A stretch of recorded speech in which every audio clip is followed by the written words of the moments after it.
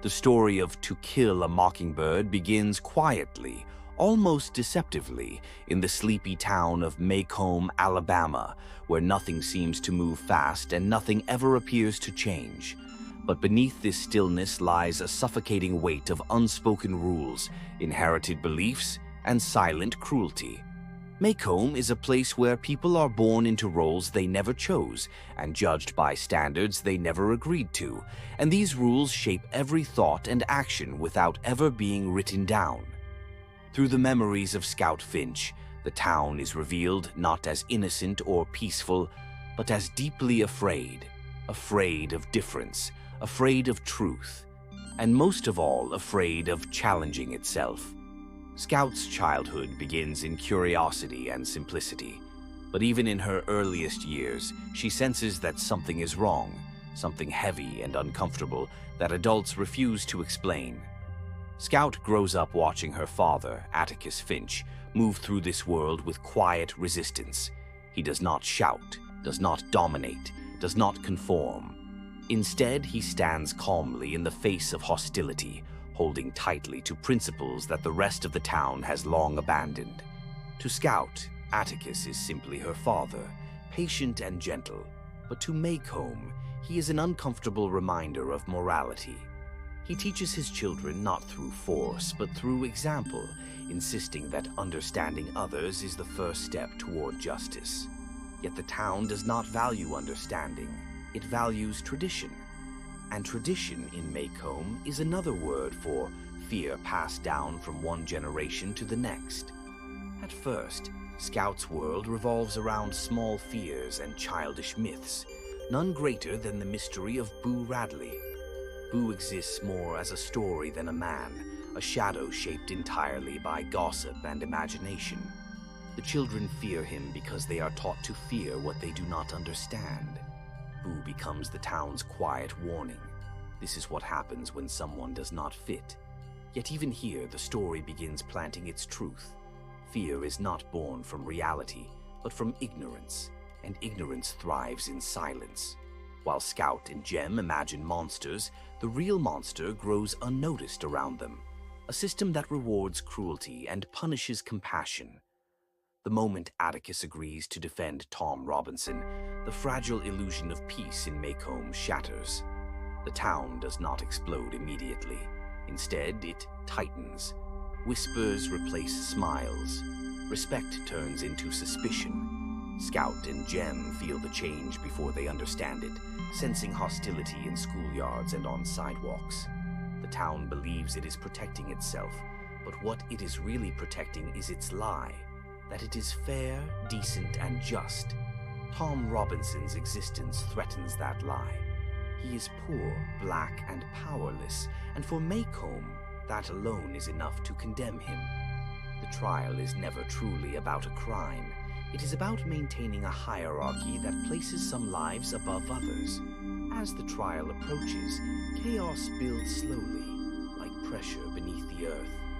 Jem still believes in fairness, in logic, in the idea that truth must win. Scout watches him cling to these beliefs, even as the adults around them betray them openly. The courtroom becomes a symbol of everything broken, a place designed for justice that instead serves fear. Evidence is clear, facts undeniable, yet the town chooses blindness. When the verdict comes, it does not shock Atticus. It devastates the children. Jem's belief in goodness collapses violently, leaving behind anger and grief. Scout does not yet have words for what she feels, but she understands one thing clearly. The world is not what she thought it was. The aftermath of the trial leaves Macomb unchanged on the surface, but permanently damaged underneath. Life continues as if nothing happened, and this is perhaps the most disturbing truth of all. Injustice does not always announce itself. Sometimes it simply resumes daily life. Tom Robinson's fate exposes the town's moral failure, but no one wants to look at it. Jem withdraws, wrestling with rage and confusion, while Scout begins the painful process of understanding that evil does not always wear a frightening face. Often it wears familiarity. Often it speaks politely. often it believes it is right. Just when the story seems to settle into quiet despair, violence erupts again, sudden and terrifying, reminding the children that injustice leaves scars that do not fade quietly.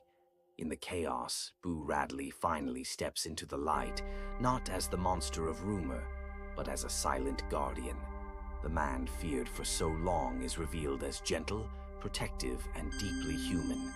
In this moment, everything comes together. Scout understands that Boo was never dangerous. He was simply different. The town created a villain because it needed one. And suddenly, Scout sees Maycomb clearly, not from the street, but from Boo's porch, from the position of someone who has watched cruelty without participating in it. The Mockingbird, the symbol that has hovered quietly over the entire story, finally reveals its meaning. A mockingbird does nothing but create beauty. It harms no one. To destroy it is not just wrong, it is a moral crime. Tom Robinson was a mockingbird. Boo Radley was a mockingbird. Even childhood innocence itself is a mockingbird, fragile and easily destroyed by hatred. The town kills these mockingbirds not out of necessity, but out of fear. And fear, once accepted, becomes tradition. By the end, Scout has grown, not into bitterness, but into awareness. Childhood does not end gently for her. It ends in realization. She understands that courage is not loud, justice is not guaranteed, and doing what is right often means standing alone. Atticus never promised his children a fair world. He promised them the truth. And that truth, though painful, becomes their strength. To kill a mockingbird leaves behind no comfort, only responsibility. The responsibility to see clearly, to feel deeply, and to choose humanity even when the world demands cruelty.